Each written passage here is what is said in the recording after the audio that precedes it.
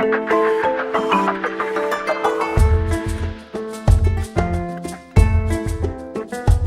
voulais faire un commentaire rapide sur le débat théologique tenu en Côte d'Ivoire par la conférence des soi-disant évêques du pays sur la condamnation des francs-maçons qui s'est déroulée du 16 au 21 mai dernier lors de la 107e assemblée plénière à Bonoa, Grand-Bassam. Selon les soi-disant évêques ivoiriens, 3 grands points fondent l'incompatibilité entre la foi catholique et la franc-maçonnerie. D'abord, le relativisme. L'épiscopat ivoirien estime que le relativisme prôné par la franc-maçonnerie constitue le nœud même de l'incompatibilité, en raison des conséquences sur le contenu de la foi, l'agir moral et l'appartenance à l'Église. Le concept de grand architecte de l'univers qui correspond à Dieu chez les francs-maçons est, selon eux, un contenant vide dans lequel chacun peut mettre le contenu qui le sied. C'est tout à l'opposé de la conception chrétienne de Dieu. Ensuite, pour la divinité de Jésus. Alors que pour les catholiques, Jésus est Dieu, pour les francs-maçons, il est juste un homme d'une grande sagesse. L'Église ne peut tolérer l'affirmation selon laquelle Jésus est seulement un homme sage, tranchent les évêques. Enfin, la problématique du salut.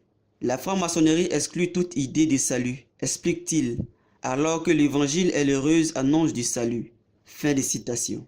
Certes, les points émis sont les arguments montrant effectivement que la franc-maçonnerie et le christianisme sont inconciliables.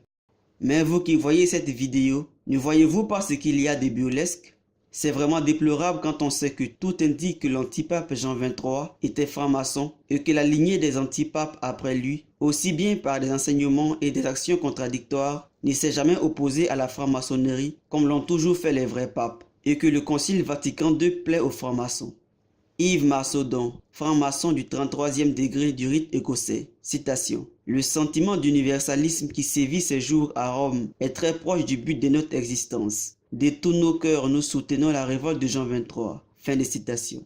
Toutes ces personnes réunies dans cette conférence n'ont pour titre d'évêque que celui d'appartenir à la secte issue de ce concile.